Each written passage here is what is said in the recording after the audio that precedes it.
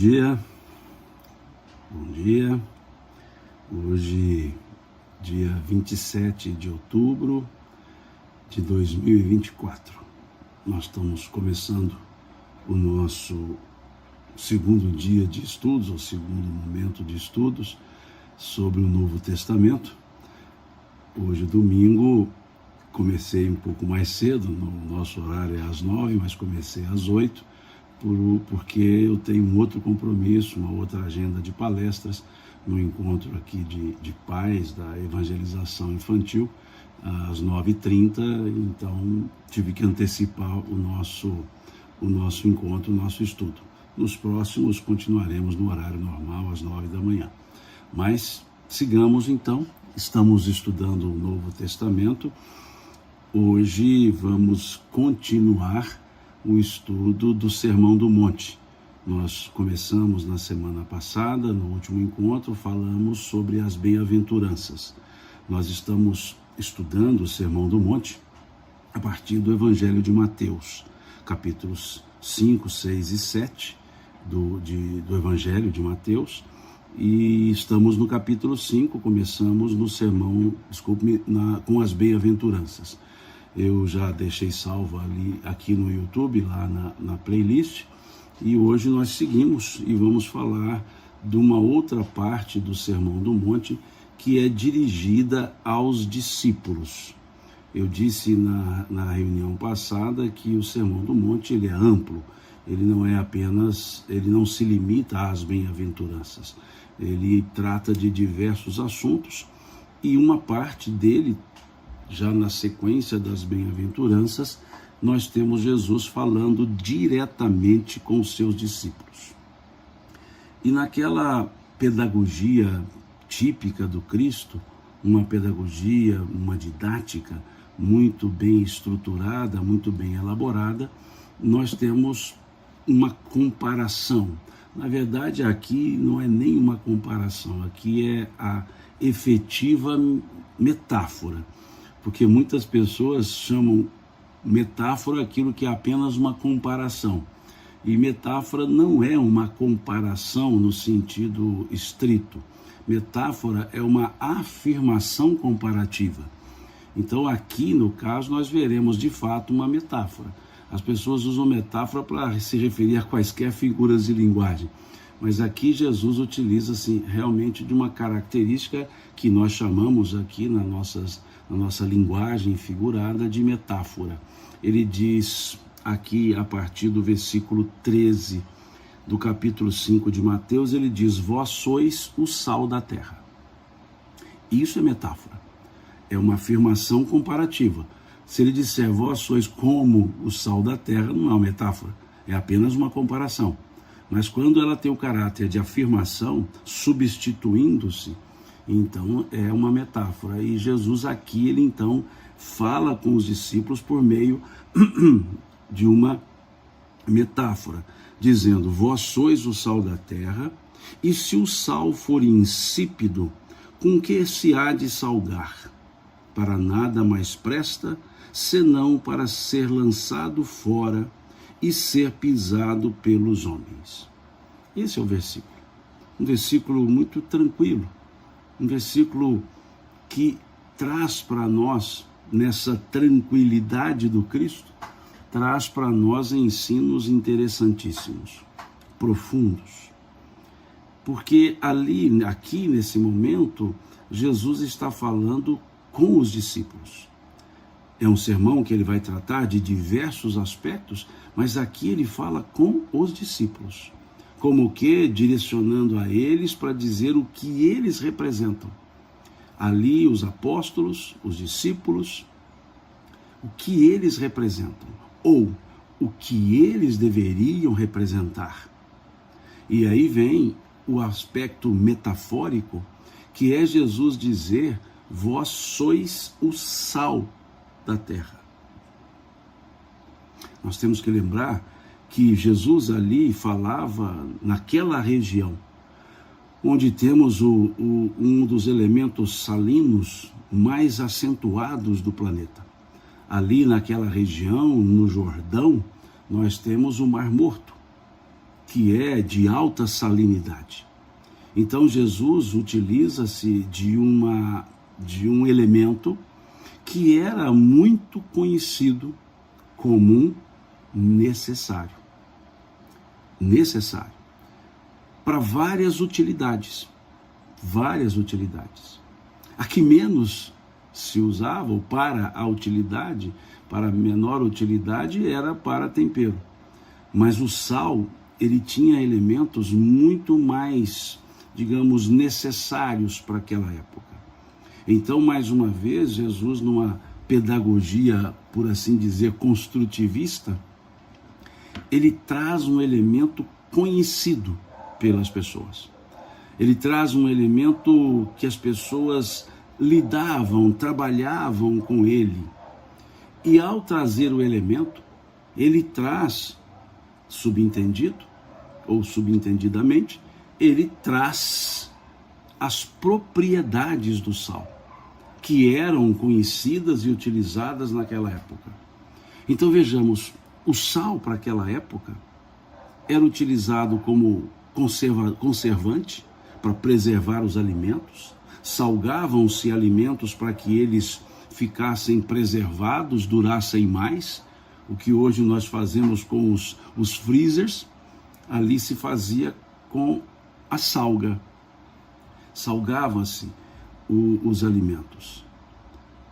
O sal era utilizado como tempero também, como usamos hoje. Ele era utilizado naquela época também como antisséptico.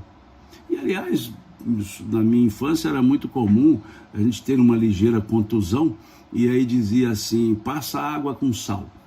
Né? Machucava, passa água com sal. Então, ali na época, ele era visto como antisséptico. Também naquela época, o sal era conservante de calor. Então, quando nós vamos interpretar, ou melhor, analisar, estudar um texto, nós temos que nos reportar à época em que foi escrito. Então, hoje, por exemplo, nós sabemos que o sal ele é uma necessidade fisiológica, né? Ele transporta nutrientes entre as células, mas naquela época não. Naquela época ninguém sabia disso. O sal ele é hidroscópico, ou seja, ele retira a umidade, porque ele absorve a umidade. Então ele acaba retirando do elemento onde ele está colocado. Mas isso, na época, não. Então, para fazer a análise da simbologia, nós podemos contextualizar para momentos hoje, acrescentando algumas coisas, mas acrescentamos para fins didáticos. Porque na época em que essa frase foi proferida, duas propriedades do sal não eram conhecidas. Então, significa que esses pensamentos ou essas interpretações que trazem para o presente, aplicando elementos desconhecidos da época, não era a intenção de quem falava. Então, isso é que é importante para nós entendermos os textos. Porque eu vejo muitas vezes as pessoas falando dos evangelhos e trazem elementos que são puramente modernos.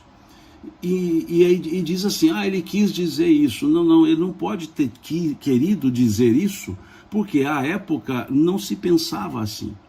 Então, para que olhemos um texto, podemos aplicá-lo nos dias atuais, mas para que olhemos um texto escrito numa época, principalmente uma época remota, e cultura diferente da que hoje nós temos, tanto em termos de povo, região e século, nós temos que nos transportar para aquela época e utilizar os elementos da época. E nesse caso, naquela época, o sal ele tinha essas utilidades: preservação de alimentos, tempero, antisséptico e conservante de calor. Vamos lá agora explicar. Então vamos agora entender o porquê Jesus trazer esse elemento, sal, para falar com os discípulos. Essa parte do sermão ele dirige àqueles que iriam dar continuidade à sua obra. Ele falava com aqueles que iam levar a mensagem que ele havia trazido. Ele falava para aqueles que seriam os representantes da ideia trazida pelo Cristo. Então, nessa característica, o ensino comparativo, essa metáfora utilizada, ela tocava fundo o consciente, sabido, e, de certa forma, o subconsciente. Porque quando ele fazia essa comparação, ficava ali no campo inconsciente as propriedades às quais Jesus queria que eles verificassem quando falou do sal. E no dia a dia, quando necessária, utilizar uma daquelas qualidades, vinha num processo quase que behaviorista, né? um processo de estímulo e resposta. Então, é uma comparação muito bem feita quando Jesus assim coloca. Vejamos, o sal como conservante de alimentos. Salgava-se um determinado alimento, principalmente carnes, e elas duravam mais. O que é essa ideia do conservante ao dizer aos discípulos, vós sois o sal da terra? É como se ele estivesse dizendo, vocês precisam conservar os elementos bons das pessoas. Eles deveriam conservar a fé daquelas pessoas. Eles deveriam conservar o bom ânimo naquelas pessoas. Eles deveriam conservar o amor naquelas pessoas. Que os discípulos fossem tal qual o sal, dar longevidade de consumo aos alimentos, que eles também dessem longevidade à fé, ao bom ânimo, ao amor de todas as pessoas. Que esses discípulos conservassem, não deixassem apagar a chama da esperança daquelas pessoas. Que trouxessem mensagens que levassem as pessoas a quererem ser melhores. Conservar essa amorosidade que a mensagem do Cristo traz. Dar mais vida àquelas pessoas. Porque o sal, como conservante de alimentos, dá mais vida consumerista àquele alimento. E Jesus, então, estava dizendo a eles que como o sal, eles deveriam conservar os elementos bons daquelas pessoas. Que quando eles tratassem com as pessoas, quando eles cuidassem das pessoas, que eles conservassem aquilo de bom que elas aprenderam. Que eles, como sal, agissem mantendo viva a esperança. Percebamos que essa frase dita aos discípulos é sequencial às bem-aventuranças. Aquela ideia que nós falamos, ashrei, ou seja, avante. A palavra hebraica e aramaica, elas são as mesmas, nesse caso, utilizada pelo Cristo no sermão, seria ashrei, e ashrei significa avante, ou seja, bom ânimo. Então imaginemos Jesus acabando de dizer aquele bom ânimo, bem-aventurado, assim foi traduzido por causa do grego, mas bem-aventurado, ele vem dizendo isso. Conservem esse bom ânimo das pessoas, conserve o avante dessas pessoas. Perfeita essa necessidade ou essa utilidade do sal em que Jesus coloca para os discípulos. Vós sois o sal da terra, ele está dizendo, vós sois o conservante da fé, do amor, do bom ânimo. O sal também tinha outra utilidade. Que era, percebamos, que era temperar. Mas aí vem um ponto interessante. Temperar. O sal, diferentemente de outros temperos, o sal ele não dá sabor, ou ele não coloca o seu sabor, melhor dizendo, nos alimentos. Quando temperamos com outro tempero qualquer, não interessa qual, o tempero colocado tem o seu sabor e coloca o seu sabor no alimento. O sal não. O sal, como tempero, ele não coloca seu sabor, ele realça o próprio sabor do alimento. É diferente. Se coloca uma canela, um cravo, né? Se coloca, sei lá, um louro, se coloca chimichurri e assim qualquer tempero que quiserem, ervas provençales, alecrim, essas ervas, esses temperos colocarão o seu sabor no alimento, o seu próprio sabor. Mas o sal não. O sal, ele realça o sabor. Ele permite que sorvamos melhor o sabor que o próprio sabor do alimento, o sabor próprio do alimento. Então, o sal, ele não dá o sabor, ele realça o sabor. Ao dizer, então, vós sois o sal da terra, ele está dizendo, realcem as qualidades das pessoas. Quando em contato com as pessoas, quando levar a mensagem do Cristo às pessoas, não apontem os defeitos delas. Realcem as virtudes que elas trazem. Porque realçando as virtudes, elas sobreporão os defeitos. Realçando as virtudes, vocês, em outras palavras, darão às pessoas um reforço para aumentar essas virtudes. E aumentando as virtudes, os defeitos se desfazem e desaparecem. Realcem o valor das pessoas. Veja, o sal como tempero que realça o sabor. Realcem o sabor das pessoas. Realcem a temperança, o equilíbrio. Porque um tempero, ele tem a quantidade certa para ser colocada. Porque se colocar mais, ele ultrapassa o limite dos seus efeitos, torna-se desagradável. Se colocar menos, ele é inócuo. Então, o tempero tem a dosagem, que significa temperança, limite, bom senso, equilíbrio, harmonia. Como se dissesse aos discípulos, tratem as pessoas no limite possível de tratá-las. Não levem ensinos além do que podem. Não levem ensinos aquém do que devem. Mostrando esse aspecto da harmonia. Imaginemos um alimento salgado demais, salgado de menos. Então, eles dizem, em outras palavras, está dizendo, como um sal, o sal tempera, tenham também temperança. Tenham também equilíbrio para lidar com as pessoas, respeitando cada uma delas, realçando o que elas têm de bom. O sal em pequena quantidade, salga bastante os alimentos.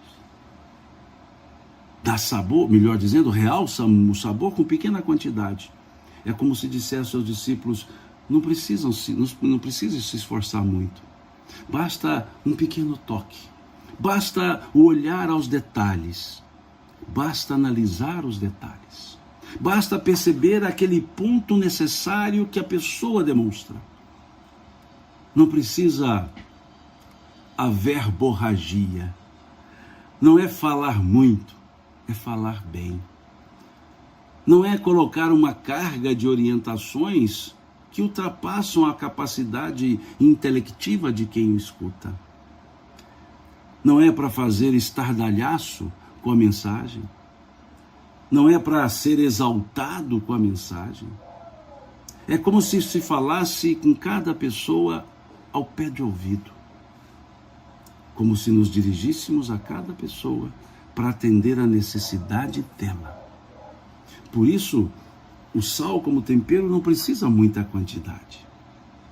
E há um outro ponto interessante no sal.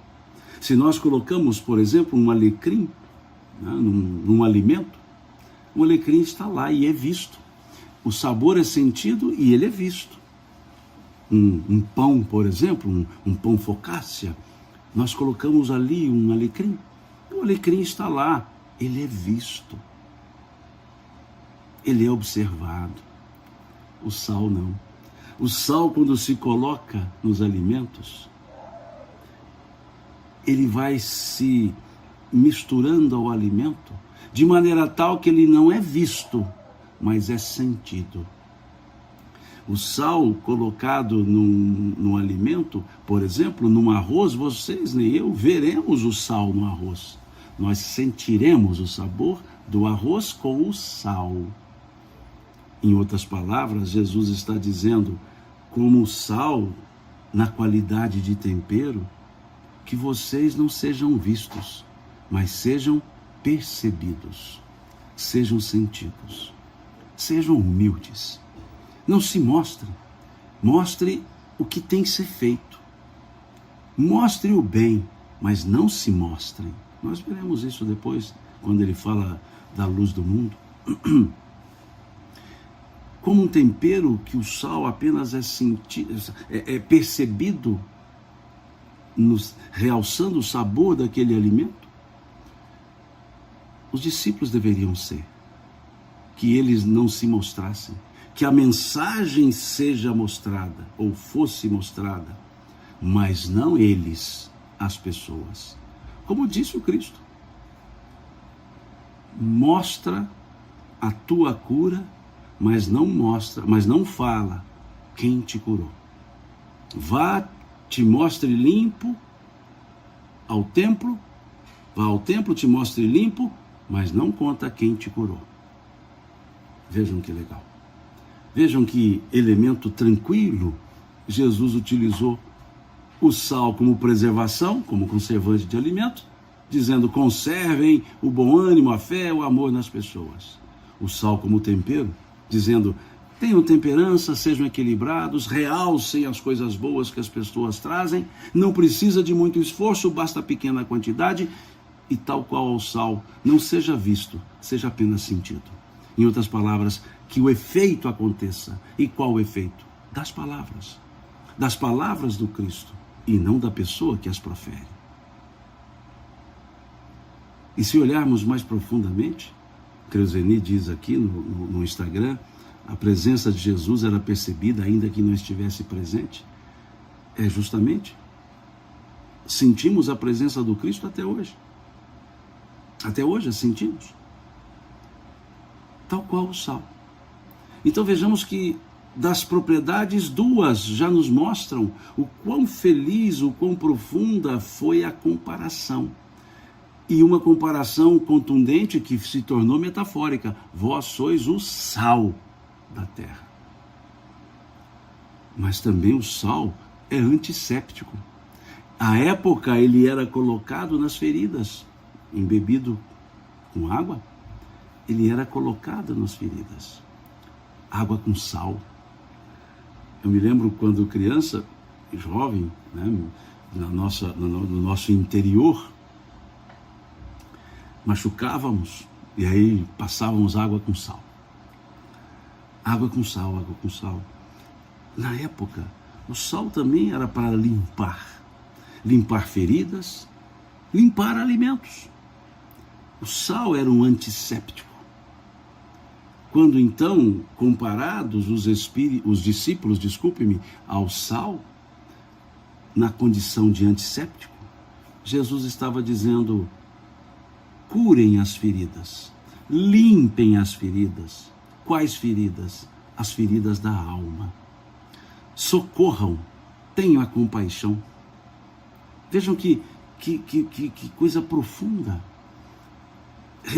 Trazendo essa qualidade do sal, que é ser antisséptico, Jesus está dizendo aos discípulos, sejam antissépticos. Ou seja, limpem as feridas da alma, curem as feridas da alma, socorram as almas necessitadas, tenham compaixão para com todos.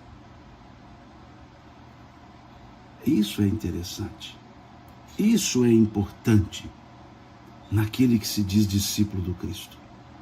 Buscar curar as feridas da alma, Porque a mensagem do Cristo não fala ao bolso, não fala ao corpo, fala à alma.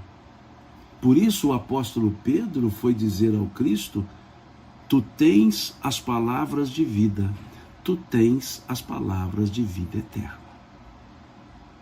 Vida eterna, conservação, tempero antisséptico. Olha que elemento interessantíssimo. Dizendo aos discípulos: sejam vocês, tal qual o sal é para as feridas, sejam vocês para as feridas da alma. Tal qual o sal é para as feridas do corpo, sejam vocês também o sal, como um antisséptico para as feridas da alma. E qual é o elemento desse sal? As palavras do Cristo. As palavras, os ensinos, cuja envergadura nós ainda não conseguimos divisar, entender. Ainda não. São ensinos tão fortes, tão profundos, tão necessários, e ainda não conhecemos, não os entendemos na sua profundidade. Eu, pelo menos, assim vejo. Eu, pelo menos, vejo que tenho muito ainda o que aprender. Eu tenho muito ainda que conseguir entender dos ensinos do Cristo. E essa ideia da comparação, do sal agindo nas feridas, vejam, como hidroscópico, retira a umidade, então ele ajuda no processo na linguagem da época, no processo de cicatrização. Ele tem um elemento estancador, né, ali colocado. Então, vejam, 3 qualidades do sal que Jesus traz ali para os discípulos. Uma 4ª qualidade do sal. Eu disse que à época o sal também era conservante de calor. Interessante isso. Conservante de calor. Os fornos daquela época, e até hoje em alguns lugares, os fornos daquela época, eles tinham dupla cobertura. Eram construídos algumas vezes no próprio chão, outras vezes em elevados, em pedras, e aquela forma abobodada, ela tinha duas coberturas. Uma primeira cobertura, depois alguns suportes e uma segunda cobertura, formando uma dupla parede, vamos dizer assim. E entre essas 2 paredes, colocava-se o sal, enchia com sal.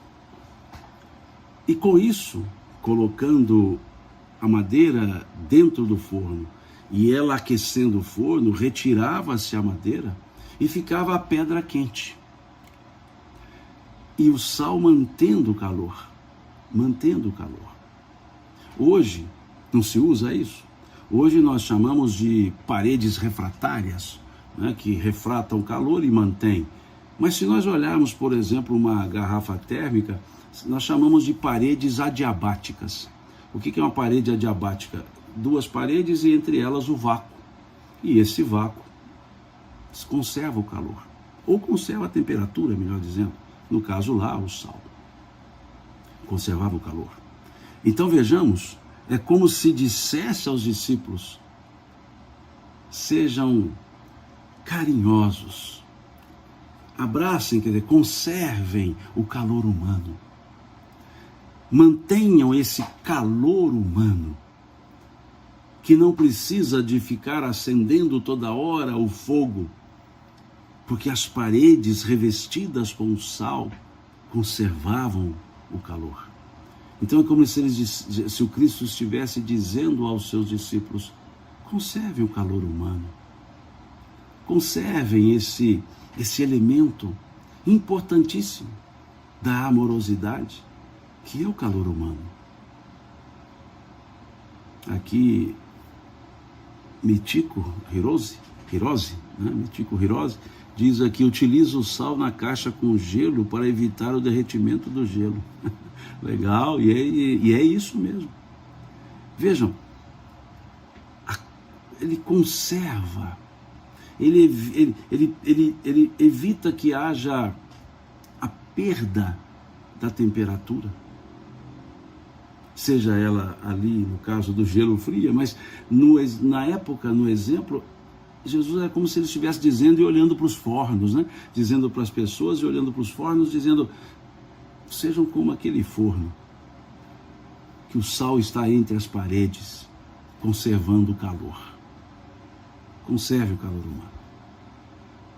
E um quinto ponto era o valor que o sal tinha. Por tudo isso, principalmente pelo ato de conservar os alimentos, principalmente, o sal era muito caro. O sal tinha um preço muito alto. Isso, até o desenvolvimento dos refrigeradores, dos elementos conservantes externos, o sal tinha um valor muito alto. Tanto que as pessoas, na época das chamadas grandes navegações, um dos elementos fortes era o sal. O sal, ele era usado até como uma moeda, como pagamento. Daí vem o termo salário, porque ele era caro. Ele se transformava quase que num elemento de troca. E nessa ideia de valor, é como se Jesus dissesse a eles, vocês têm um grande valor, não por vocês, mas pelo que vocês podem ensinar e fazer. O valor que eles tinham, enquanto conhecedores e propagadores da linguagem do Cristo, da mensagem do Cristo. Então vejamos esses elementos. E se agora sim quisermos colocar uma outra qualidade para o sal, essa não foi a lógica ou não foi trazida lá pelo Cristo, mas se nós olharmos, o sal, ele é uma necessidade fisiológica. Ele transporta os nutrientes, o oxigênio entre as células. Na época não se pensava nisso, então não faz parte dos dizeres do Cristo essa lógica. Mas contextualizando apenas para os dias de hoje. Apenas. Vós sois o sal da terra. E aí vem a sequência dizendo, se o sal for insípido, se o sal perder os seus valores, para que mais ele servirá? Senão para ser jogado fora e pisado pelos homens. Essa outra parte é um alerta que Jesus dava aos discípulos.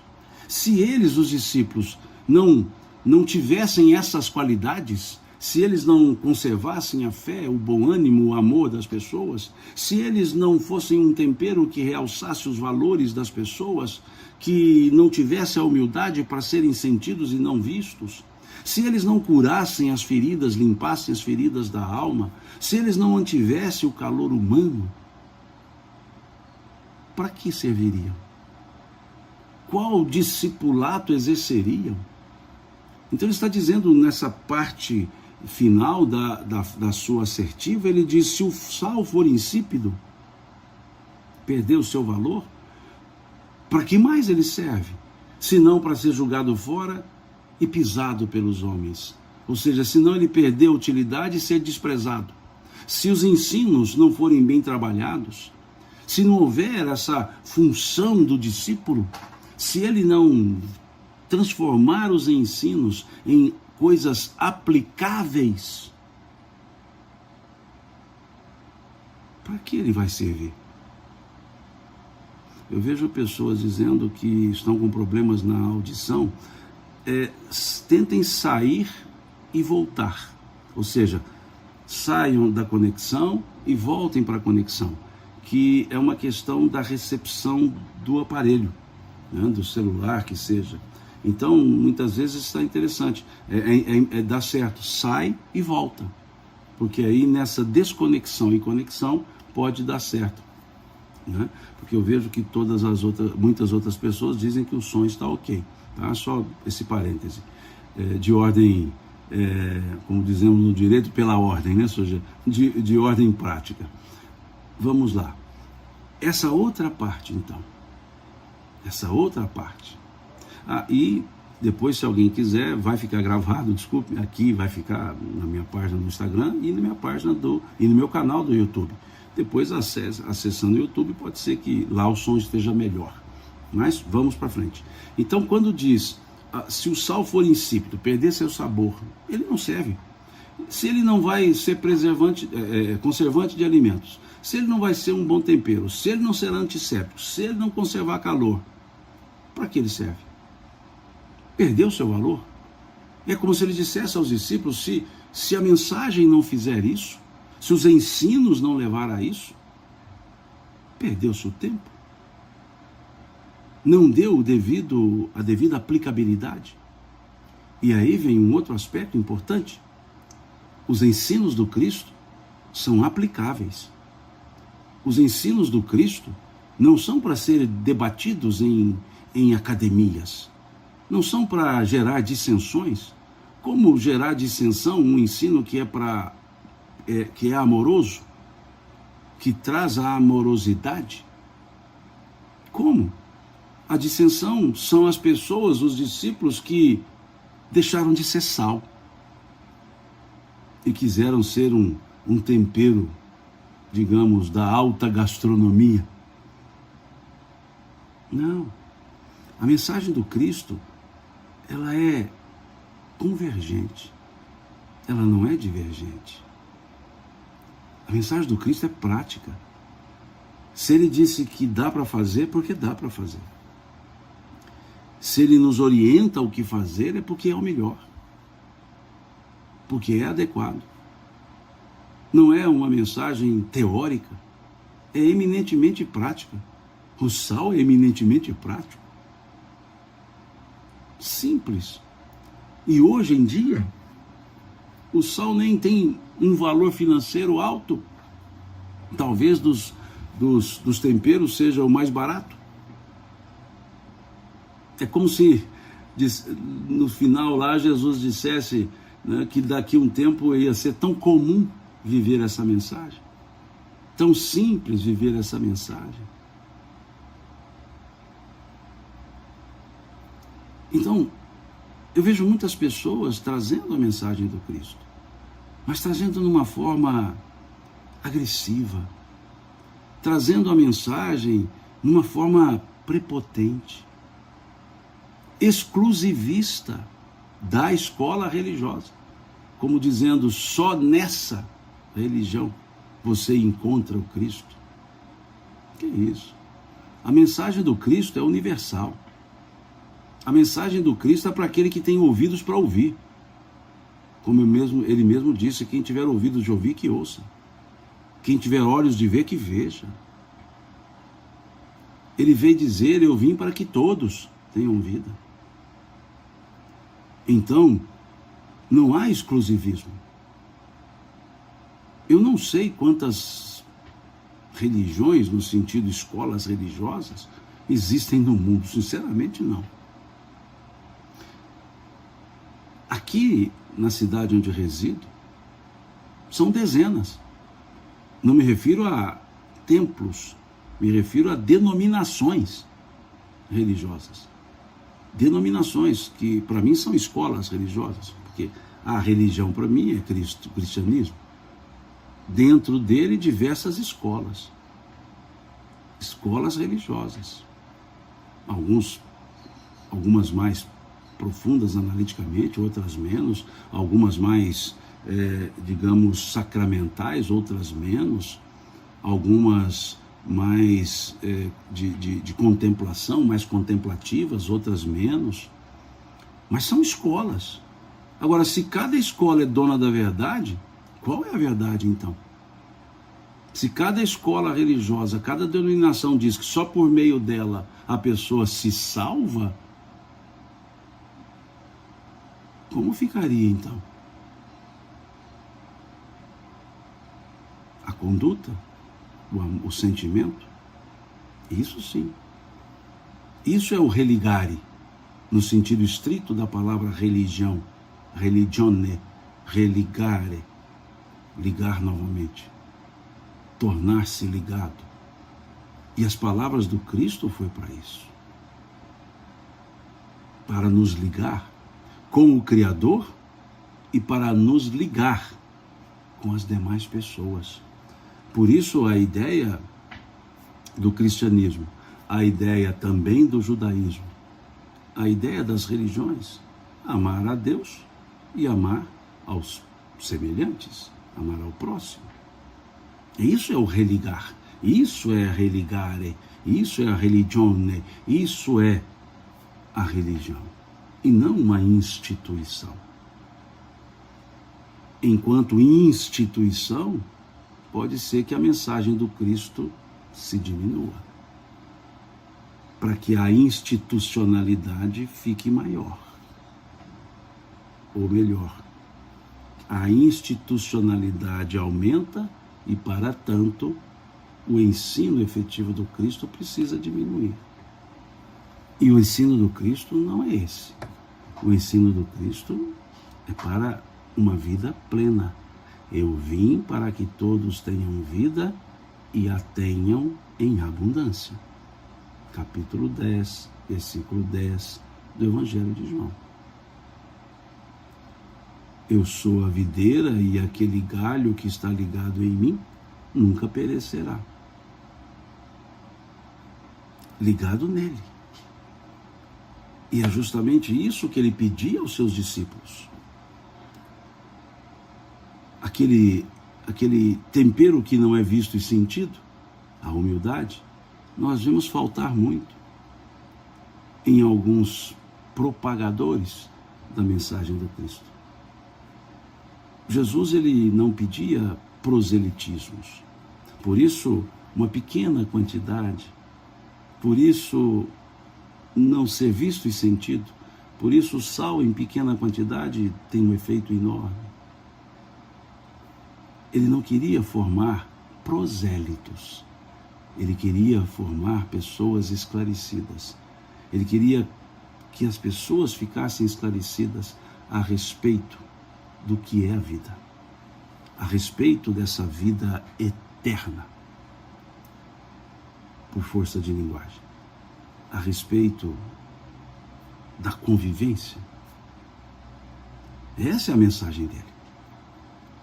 Ela não é para formar grupos, ela não é para criar dissensões. Eu vejo pessoas que dizem que perderam amizade com alguém porque ele foi para a religião A, para a religião B. Mostram essas pessoas que não entenderam a mensagem do Cristo. Que não entenderam mesmo. Porque se tivessem entendido, não criariam esses abismos personalistas. Eu sempre recebo algumas perguntas e vou respondendo. Ontem eu estava olhando no meu computador, eu estava dando uma reorganizada nos arquivos do computador e vi respostas dadas por mim, respondendo e-mails, respostas dadas em 2006, 2008, 2010, 2014, 2016, e numa das posições, das perguntas feitas, que a pessoa fez uma sequência de perguntas, eu fui respondendo uma a uma, abaixo da própria pergunta, e uma delas foi isso, que ele morava em uma república, era estudante, morava em uma república e tinha ali o seu melhor amigo. E esse melhor amigo disse a ele que não poderia mais ser amigo porque a religião na qual ele havia se inserido proibia manter amizade com esse outro amigo, com ele, porque ele era espírita. Então não podia ter amizade com espírita. Eu respondi à pessoa, essa mensagem foi de 2012, essa pergunta foi em 2012, me gravo bem aqui, porque eu estava mexendo ontem e está vivo na memória ainda. Eu até vou transformar em textos essas respostas e vou começar a publicá-las. Ontem eu vi, falei, gente, tem umas respostas aqui interessantes, deixa eu transformar num texto menor para caber na rede social e eu vou publicar. Mas aí ele dizia isso, que a pessoa diz, não, você continua sendo meu melhor amigo, mas eu não posso manter amizade com você, porque na minha religião não permite ser amigo de espírita. Porque espírita é demoníaco. E ele disse na mensagem que até iria se mudar de república para evitar constrangimento para o outro. E aí me pergunto, é essa a mensagem do Cristo? É esta? De fazer acepção de pessoas por causa de elementos religiosos? Que religião é essa que prega a desunião, que prega exclusivismo, como a dizer, eu não terei amizade com você porque eu sou melhor do que você?